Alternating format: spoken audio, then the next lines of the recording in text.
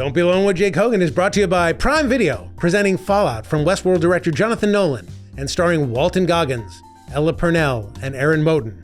The Guardian gives it 5 stars, a brilliant adaptation. It's funny, self-aware, and tense, an astonishing balancing act. Fallout is Emmy eligible and available for TV Academy members at consideramazon.com. Hi, I'm Tony Shalhoub, and you can believe me when I say, don't be alone with Jake Hogan. Don't be alone with Jake Hogan. Hi, welcome to Don't Be Alone with Jake Hogan, a show where I get interesting people to work out my problems, and hopefully we all grow closer in the process. Today, I'm very thrilled to have somebody I've been a fan of for, 35 years. An actor who's so great and so charming and so real. When I see him on screen, I just had to meet him, and I get a chance to meet him today. His name is Tony Shalhoub. You know him as Monk, and you know him as Marvelous Miss Maisel's father, and you know him from a million other roles, and he is very interesting, funny, and very sincere. And today, I'm going to talk with him about the depth of him as an actor and how I see that, and I relish it when I see it in his movies, and I wonder why I don't feel that way always when I see real people, and why are real people somehow less full of depth than fake people that I see in the movies. That's my problem. Will we solve it today? I don't know, but we'll talk about it coming up with Tony. But first, I just want to give my to all the people in Kogan Nation out there, please write in all your suggestions, your comments, and especially your guest questions to dbawjk@gmail.com. I will respond, as I have, and please subscribe to this on whatever you're listening to. Like it and subscribe on YouTube, because the more YouTube subscribers I get, the more millions upon millions of dollars I make. So really, it's up to you to see whether I have a summer home in Monte Carlo. We'll be right back with Tony Shalhoub right after this. Don't be alone with Jake Hogan. I've just been a big fan of yours for a very long time. Thank you. You know, I'm a professional show business writer, producer, director guy. Yeah. But I've never had a chance to work with you. I've never had the opportunity to... Well, that's why I'm doing your show, so in case you consider hiring me. Well, are you good at auditions? You probably don't have to audition anymore, but in the day... Actually, I do have to audition occasionally. You know, that's like many things in this business, is a roller coaster kind of a thing. Right. When your stock is up, way up, then you don't have to audition. Right. You get offered. And then people say, they're offer only. Right. Whereas I like to say I'm audition only. So yeah, even when they offer me something, I say, no, let me audition to prove why you don't want to hire me. Right. But I was never typically that great at auditions. Right.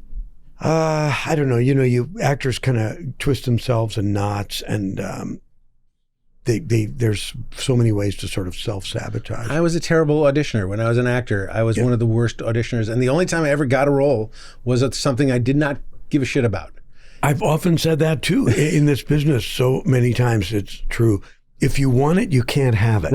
You can only have it if you don't want it. I guess my question, or the thing that intrigues me, and one of the reasons I wanted to talk to you is, and I won't say that I've seen every single thing you've done, but the things that I've seen you done, from Monk to Wings to Men in Black to anything, you have a reality and intensity of reality within you. I see depth in your characters no matter what you're doing. Wow. Thank you. And Monk is a perfect example of that. Is a guy who's very studied and considered. He's not over the top. Even in his OCD-ness, he's not over the top. He's real. And that's amazing to me. And I was just like, that's amazing to me when you're in performance. It's also something that I then look for in real life. And this show, Don't Be Alone with Jake Hogan, is about me having interesting, funny people solve my problems. And one of my problems is I'm looking for that kind of depth in everyone. And You mean in life or in life? In movies? Oh, in life. in I life. guess it's there, but I see it in movies more readily than I see it in life. And I'm wondering, what is that? You're bringing this intensity to your roles. I mean, I would say like in the way that Clint Eastwood brings intensity to his roles. Well, I don't know about that. Well, it's true. Like it's not necessarily all about the words. It's about the presence and it's about the intensity. I see a real intensity and a depth to the character, and how do you bring that, or is that just who you are, or what is there any kind of serum you take? I don't know. I mean, I think maybe it's part of who I am and how I approach, my work, the work. I don't like that phrase, my work. Why? Because I'm not a sculptor. If I was a sculptor or a composer or something, then it would be my work. But I work in a collaborative medium, so my work is really our work. Of course, but like a great athlete on a team, there's lots of people doing great things, amazing things, but you still you're coming to the moment with everything, all your work and all your tools and everything you've learned and Yale drama school and also like hours of sitting in your trailer and whatever else you've brought to the day. That's what you're bringing, and you're ready to play and you're ready to move, but you are bringing your abilities with you, and it's going to be different if you do it than if Richard Kind does it. Not to throw Richard under the I love Richard. He's been on the show, but Richard would be much louder, and he would be. He did our Monk movie, and he played twins in the Monk movie, and he's great. Just came for one day, just knocked it out of the park. He's always great, fun, and he's been here, and he talks about acting in a much different way than you do. What did he? Tell me what he said, because I'm going to steal his ideas. His thing is, I know I'm great, and I know I'm right for it, and I know. If the producer doesn't see that, they're wrong. That's how he walks into an audition. So I said, and he says, I get my auditions. I said, well, that's because you walk in with that confidence. Wow. I've never had that confidence. I never had that in auditions. No. But I'm a different breed of cat than Richard, but I love Richard. Aren't we all? Yes, we are. But we also have a body of work at the end of the day. You've got a great body of work. You just did a new Monk movie? Yeah, after 14 years of having put that thing to bed, right? The pandemic hit, and that became a compelling reason to revisit that character. Okay, and I mean, obviously, I'm sure people had talked about it before then. We had talked about it, a number of ideas, but nothing felt worth dredging it all up again. Because the truth is, when we ended after 8 seasons, we ended on a real high. We felt good about our 2-part finale. The ratings were fantastic. We didn't want to come in under that. Right. And so... See, this is where you and I disagree. I will come in under anything. I have no problem. Crawling to work. Maybe I should have thought of that. Yeah, it's not a problem for me. So when you interact as an actor, you don't... People aren't test subjects. You're walking through life and having experiences, and you're a husband and a father and and a grandfather. Well, congratulations. Thank you. That's fantastic. Fantastic. So you're absorbing all these experiences.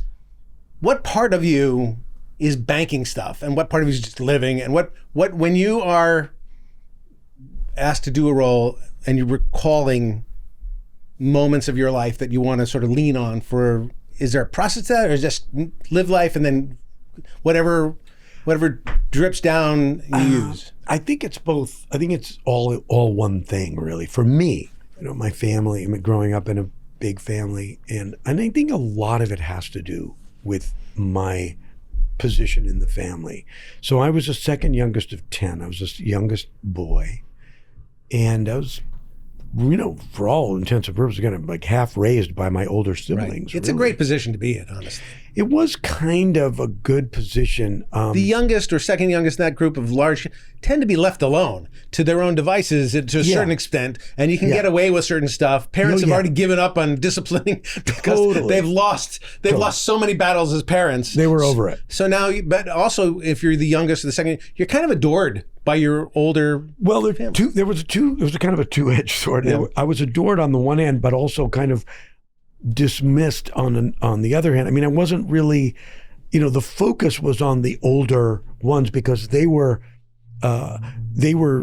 smarter, they were more articulate, they were more in the were world, older. and we were more like, I was just more kind of having to sort of observe and check it out. Right. But having been in that position, I think I was absorbing a lot. Right. And I often find when I'm doing a project and I'm drawing on each one of those personalities. They're all very different. Those Right. Yeah. 8 older and 1 younger. And I find that they're kind of really great. They're great. They're usable. Their personalities, their rhythms, their quirks. Especially because you know them so well. I mean, you really know them. That you can live and breathe them. Yeah, and in a way, I feel like I'm a product of them. Yeah, and my parents, of course, too, right. and my grandparents, and the many of the extended family. All of those crazy characters, aunts and uncles and cousins. So I'm a product of so many people. I feel like that maybe that was a real advantage as opposed to someone growing up in a household of just, one as an only child or maybe 2 siblings.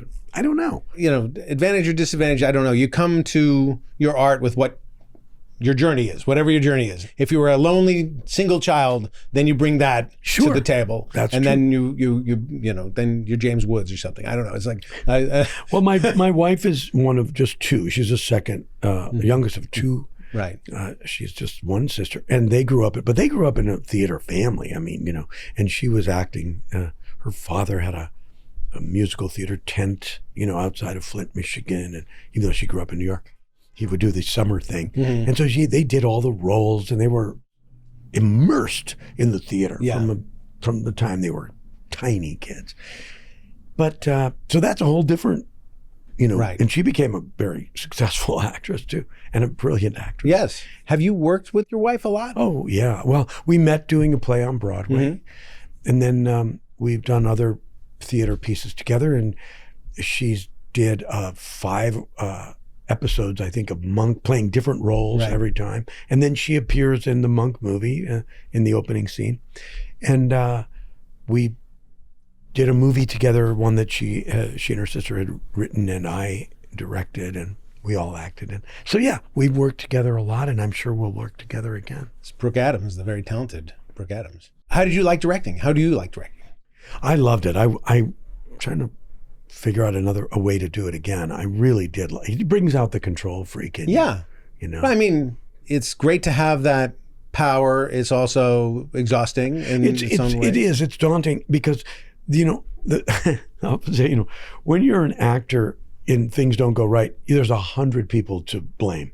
My costume, the writer, the director. When you're the director, it's just like all you. It's like I've directed before, and I blamed plenty of people. Believe me, I pointed fingers in all the other directions. I'll have to ask you how that works. Just fine. Deflect. That's show business. That's the main thing, is deflecting. But I love directing because I'm also. And this may be true of you. I just love actors. I love actors, and I love watching them work. And just like when they're turning on and doing their thing, it's just like it gives me such joy. Yeah. So I get to be a good audience in those moments, and that's fantastic. Even when they're not doing it the way I thought they would do it. Even they've made different choices. Sometimes they surprise you and you go, oh my God, I never would have come up with that. And it's so much better. The control freak has to go away at that point. And you go you got to let go. Right. So this is better than, they're smarter than you. Yeah. That thing. Often happens. Yes. Which is, I don't like that. I don't like that people are smarter than me, but absolutely it happens all the time. And that's one of the great things about directing that's not true of being a writer, sitting alone in your room and writing and all this stuff. I get feedback from people, and I get to see it on its feet, and it's all so different and so alive and so much better. Yeah. And that's and the great thing when you're an actor is like you're in the arena and you're doing it with other actors who are changing your performance and giving you something else. How fantastic! Yeah. Absolutely. Well, so, I mean, so why isn't life like that? That's, I guess, Tony, that's what I'm asking. Why can't life be more like that? I'm going to have this interaction with people all day long today, and I'm not going to feel that same joy of trading humanity or vision. I'm not going to have that experience. Yeah, that is so true. And I think part of it is because when we're doing something like whether it's a TV thing or a movie or a play or whatever, and it's a collaborative effort, I always look at it as it's like an offering. You know what I mean? It's like I want to bring something to you. It's it's not a gift to call it a gift. It's just an offering. It's something that I want to share. I want to give to you. I want you to, you're going to probably judge it, but it's okay. You like it or you don't like it. It's okay. This is the best I can give to you right now. Do you have Whereas in life, it isn't so much like in life. Unfortunately, everybody's kind of scrambling for their own. It's like this is my shit. This is my agenda. Whereas I like to think of what we're doing as it's like I'm going to give that over. That's exactly right. That we don't walk through life giving offerings. We should, but we don't. We don't. We walk through life surviving or trying and it's mostly taking and because there's so much about, especially in our culture, there's so much emphasis on, isn't there, on achieving and attaining and obtaining and advancing and all that crap. Right. So funny. I've been traveling in Europe. This show has been actually given an award for the show that's the least about achieving. Yeah. So fantastic for us. To the right place. You should change it to the Underachievers. Underachievers Award. Underachievers Anonymous. Yeah. It's in traveling in Europe a few times, and it's so interesting in certain parts where it just doesn't. You're just doing it right in a lot of ways. It's about quality of life, right? Those people who are sitting in cafes, having a little coffee, a little drink, and they're not in a rush to go anywhere or do anything. No, it's okay. That's okay. So not American. Enjoying it, and a little more time for instead of us, we're like clawing and. But there's not a lot of that in Green Bay. I got to be honest. There's not a lot of people sipping demi-tasse and looking in the city of the sun.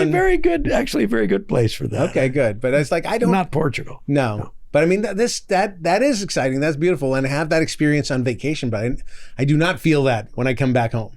I don't feel like, it's cool just to hang around. I got to work. Feel guilty about hanging. Yeah. Maybe. You got to work. You got to work. That's what people always ask me, like, hey, so what have you seen anything? What are you watching? And what streaming show do you love? And I'm having a hard time even doing that. Yeah. Even though it's part of my my work and my business. Why do you think? Because I feel guilty that I should be doing something like I don't even know what. Why is that? So what are you doing instead? What are you doing then with those hours and hours of not streaming? I don't know. I'm reading something, or I'm checking out the news, or I should keep up on. I don't know. I don't. I feel. Why can't I just sit all day and enjoy? You're just sitting on TikTok all day. I'm not on. No. Okay. Good. I'm not on social media at all. I'm happy to say. Right. No, but I mean, it's like if you watch. I've been watching. I do watch. Binge these shows that are interesting. And, I do occasionally. And I excuse it as well. This is my work. I have to analyze. I got to look at stories and see how they work and see how TV shows are what's good, what's working, what's hip, what's new, what are people doing differently. I can do that all day. I got to watch The Big Night last night, but I got to demand that my wife watch it with me last night because it's for work. Tony's coming. I love that movie. I wanted an excuse to watch it, so it's fantastic. So we're in a business where work and play and entertainment sort of combined. So I forgive myself for some of that stuff, and I think you should too. I think you should watch something that's great and decide that it's fantastic, and then decide you want to work with those people or do something that's like it. It's not bad.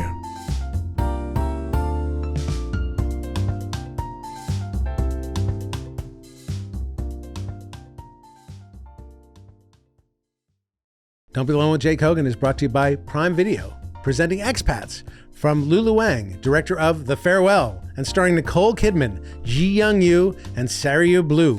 The limited series depicts a multifaceted group of women after a single encounter sets off a chain of life-altering events that leaves everyone navigating the intricate balance between blame and accountability. That's happened to me so many times. Deadline calls it a masterpiece, and IndieWire says Lulu Wang's stunning series will stick with you long after it ends. The entire ensemble shines. Expats is available for TV Academy members at consideramazon.com. Don't be alone with Jake Hogan. Now, sometimes you come to a show, you have in your past come to a show as kind of a day player, and sometimes you've come to a show as a star. You know, more star lately than day player, but do you bring, is it the same? Or is every day the same? Or is there a real difference to that experience? It's relatively the same. I mean, with the exception of Monk, because I was a producer on Monk. Right. And that was the only, I wasn't a producer on something before that. I wasn't a producer on anything before that or since. So that's a little bit of a different animal. Because I'm thinking about a lot of other things other than just my acting job. Being an executive producer, it can mean many things or mean nothing. Some people just have the title, of course. Right. But I was always involved, more involved with the writers. I wasn't writing, but I was, like, for example, after the table read, which we did it for every script, everybody is there for the table read. And then at the end, everyone leaves except for the network people and the producers. Right. And I would stay. Right. And we would go over what we thought were strengths and what were weaknesses in that particular script. I hope as executive producer you were defending the script and defending the writers at every turn. I was always aligning with the writers. I assume that's what you're doing Of course. Yeah. But there was really productive discussions with the writers. And then I was involved in guest casting. Right, of course. I would be either in the room reading with people, or if I was not at the studio, I was looking at the tapes on those people. Right. And then I was also in the editing room, which was an amazing learning experience. I feel like you can't direct unless you know how to edit. I feel like they're part and parcel to the exact same thing. It is. And also it helped in my acting, I think, a lot, because I was able as an actor to be thinking, okay, well, I can do certain thing here or not and change it, and then in the editing we'll make the decision, and I don't have to be fretting about it. Right. So there and other things too, not just my performance, but whatever was visually was needing attention. Did you love that input, or did you find it burdensome? I loved editing. That's great. I never wanted to. Hours would just fly by in the editing room. But it was a lot because I was in so much of those episodes, in so many scenes, and then I was involved in casting, and it was time consuming forever. Three sections of making something in movies is the writing of it, the filming of it, and the editing of it. All three things change the thing from one thing to another to another. Amazing. Yeah, it is amazing. It's fantastic. So as executive producer, I imagined you were involved in all three processes. So the story even before the network had that table read, and you're already involved in the story saying. Well, I wasn't a writer, but I would have meetings with the writers. I would go to writer's room, happened to be in Summit, New Jersey. So I would go out a couple times a year and sit in Summit, and they would just show me the board, and they'd say, well, we want to, this is episode here, and this is what's happening with this character, and this is the B story. And then we had 3 episodes later, we're going to revisit that moment. And, so I would get the outline for what they were doing. And have some input, I guess. And I did, and then, and I was kind of, I could throw in my ideas or objections, but mostly it was a really, really productive, collaborative effort. Yeah, and we had a great room. Yeah, it's famously great. Monk was a famously great show, and it's interesting the collaboration there when a producer or star producer comes in and says, I love this thing, and this thing's kind of not hitting me, but I wonder if we can do it this way, or I wonder if even if I don't have the answer, this is something about this doesn't feel like the show, or doesn't feel like what we're doing. Happened, and they listen and go, okay, let's work on that, and then they come back with other ideas, and you go, okay, well, this feels better, or this feels, that's part of, so that you're not on the day of the table read reconforming the whole show. Exactly. That you have a show already and changes can be made, but you don't want to blow your head off. Exactly. Which has happened to me in other shows. But my head We don't want to fire people. No, you don't want to fire people. No, that's, in fact, it's interesting you said, because that is actually the story of the way Monk came to me. The original pilot script, which there had been a number of permutations of that script, and it had been sitting at a network before it came to USA for a lot of years. I've told this story countless times. It was sitting at ABC for a lot of years, and it just wasn't, they weren't developing it because either the people that they were going to do the part weren't interested, or the people that wanted to audition, it wasn't working. Right. It's the version, the script that I initially read was actually written for Michael Richards. Okay. Because he was circling it, I Right. believe. This is prior to my knowledge of the show at Right. all. And I think what actually happened, this is post Seinfeld, of course, and what happened was Michael Richards then he did a sitcom about a detective. Yes. And I forget the name of it. Right. It was like but it was private investigator. Yeah. It was a half hour. I believe it was a single camera, but I'm not sure. But it was a half hour. I think it went for a year or whatever. But anyway, he stepped away from the Monk idea to do that show. So when I saw the Monk script, it was really more tailored toward that kind of comedy. Right. And it was a bit broader. And my reps showed it to me, and I was thinking, I'm not sure. This is what I want to do, because it's sort of had almost like an Inspector Clouseau vibe. And I thought, if I'm going to do that, I'd rather do it half hour and not kill myself. Right. And so my manager at the time said, well, why don't you just go meet with them, talk to the writer, talk to the network, tell them which parts you really, are working for you and which aren't. And I didn't even know that was a thing. I didn't know you could do that, because I was always a gun for hire. I've had many experiences where I want to talk to an actor about something, and the representatives keep you from that conversation. Like, and I've done shows where people who said, well, I would have done this, I would have said yes, but they told me not to speak to you, Jay. And and it's there's a wall between, and if somebody doesn't like the project, that's fine. I have no hard feelings. You don't have to do it. But if there's something that we can work it out and changes can be made, how great. Exactly. One of the great things about Monk is you take Monk's. I as an audience took that character seriously. That character's not a joke. That character has jokes. There's jokes within the show, right? But the character's not a joke, and the disorder is not a joke. Right. And I was assisted in this conversation because one of the main co-creators and producers was David Hoberman, who actually had suffered from OCD when he was younger, told us stories about that. And he said, let's honor this disorder and not send it up. Right. And always use that as the kind of the grounding of it all. And then, of course, you've got the dead Monk's obsession with his dead wife, and that murder that he was unable to solve.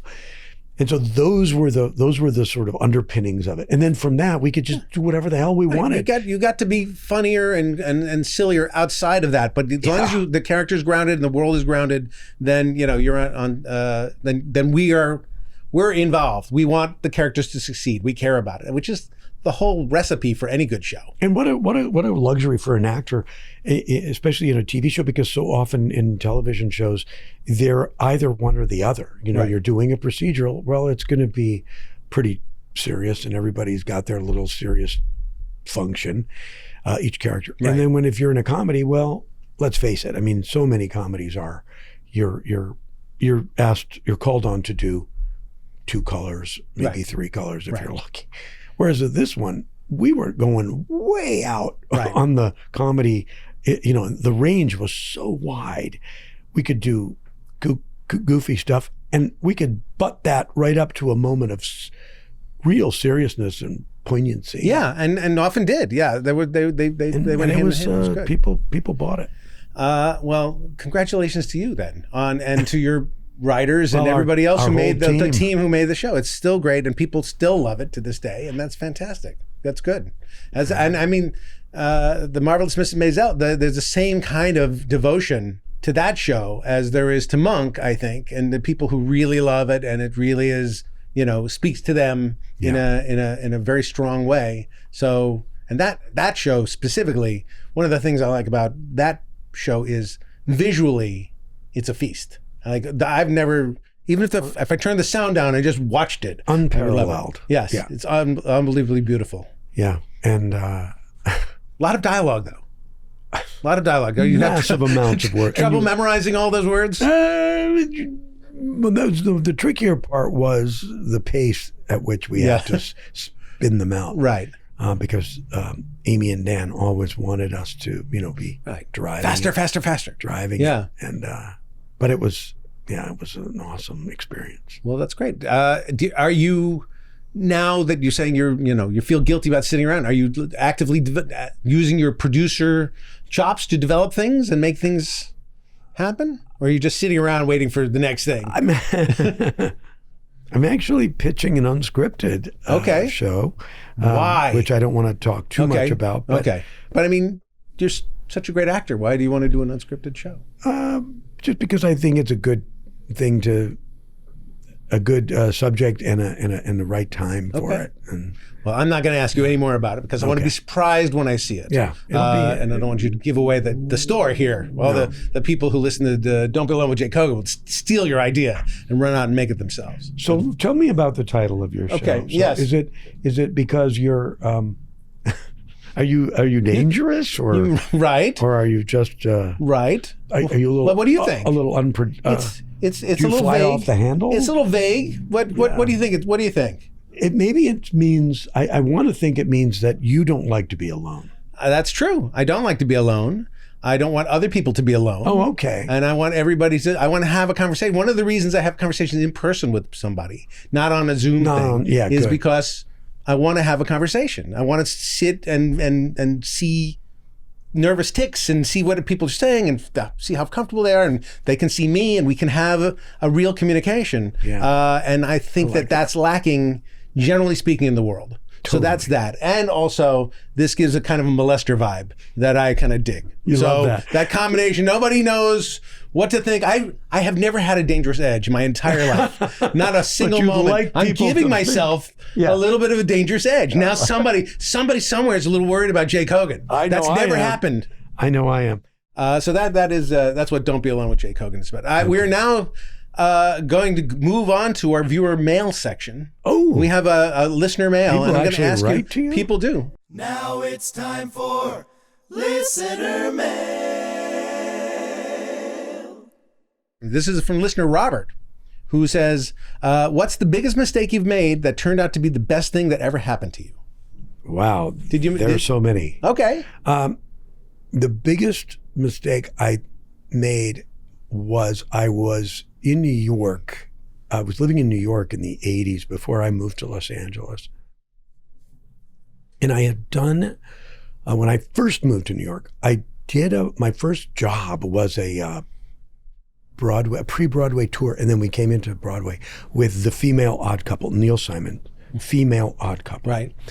And it was a really fun thing. It was Rita Moreno and Sally Struthers and a bunch of great character women. And anyway, we did a tour around the country, and then we came into Broadway, and it was a big deal for me. And having just moved to the city. Anyway, cut to like 5 years later, I was asked to do a play, another Neil Simon play, a new play. And the timing was a little funky because I was about to move out to LA. And I had done an off-Broadway play a year before. And it was a kind of a funky small theater, but it became a little bit of a cult hit. And I had agreed, the director was had been a teacher of mine and a director I'd worked with a lot in the theater. He said he had set us up to do the play that we had done off Broadway here in LA. And I promised him I would do that. And then I got an offer from Neil to do this other new play, Lost in Yonkers. Right. And I had to turn it down because I had promised my You had friend. made a promise. So it felt when I first moved out here. First of all, the success we had with my little play in New York, we didn't have that success out here. It was like whoosh, over the head. It was we were in the wrong theater. It was no one came. I was making like $5 a performance. Okay. It was bad. Right. Okay. And I was reading about this play that I had turned down. They started it out of town tryout at Duke, where Neil often did it in those days. It was moving to Broadway. It was a massive hit. Right. Pulitzer Prize, Sure. Tony Awards, blah, Well, blah. I don't know if you know this, but Neil Simon's a pretty good playwright. So I don't know. He was not bad. Yeah, exactly.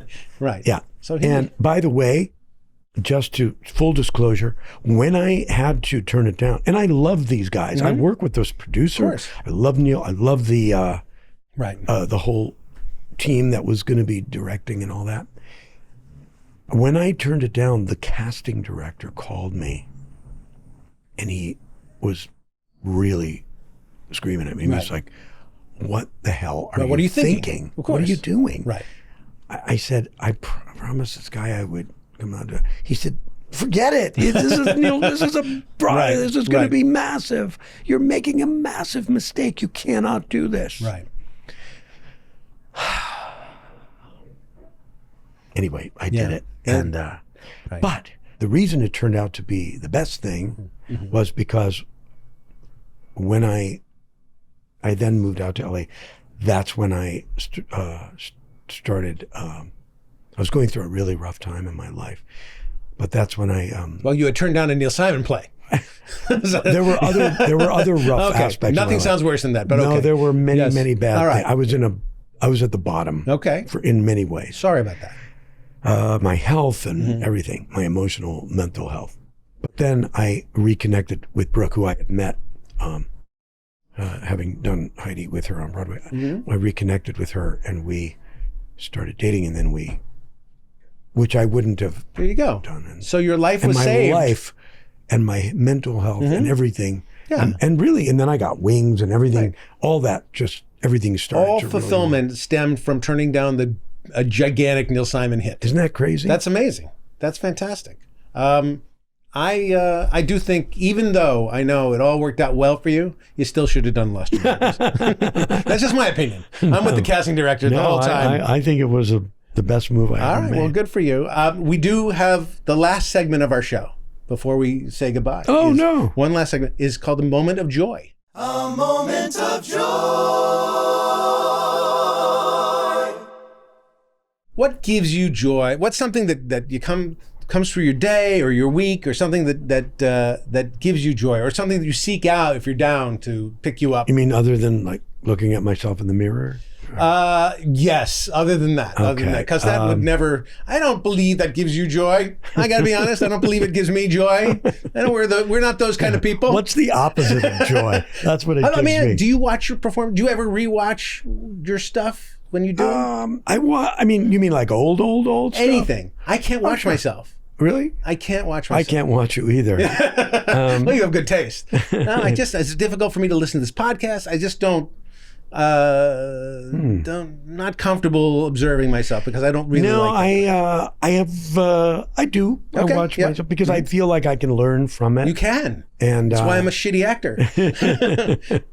And also mostly because I mean, not everything. I don't want to like revisit everything, but I've been so fortunate to work with such great writers and directors and actors that I just like watching what my fellow collaborators have done.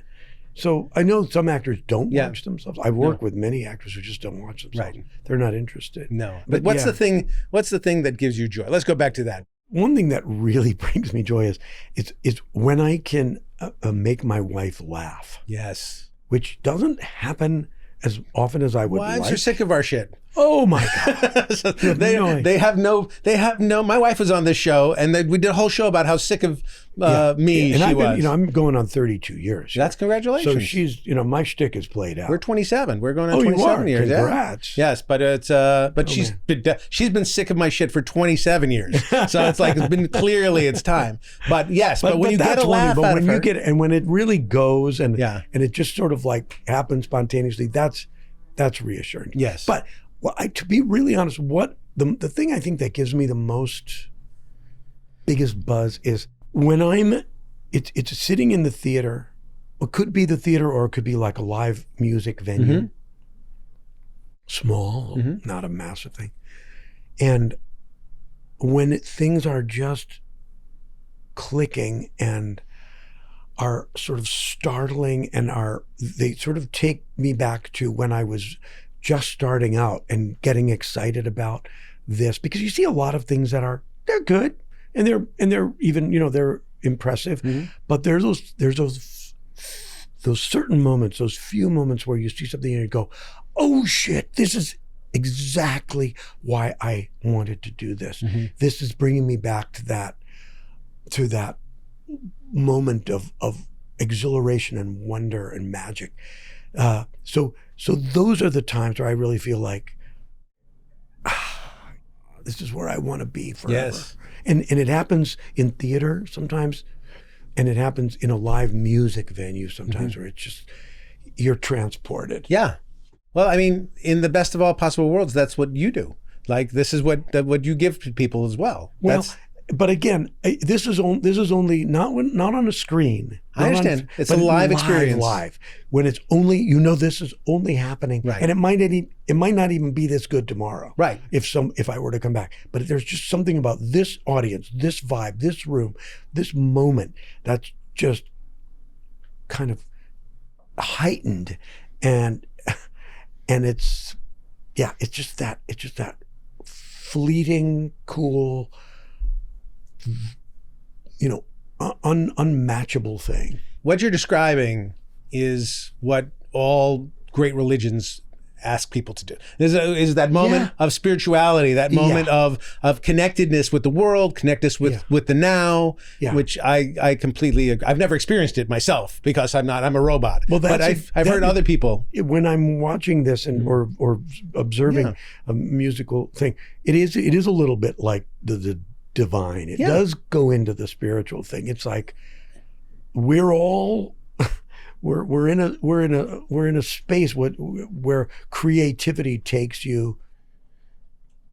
It's just not of this earth. Right, but that creativity is from another realm, but it connects us. Yes. It's a connective experience. I get it.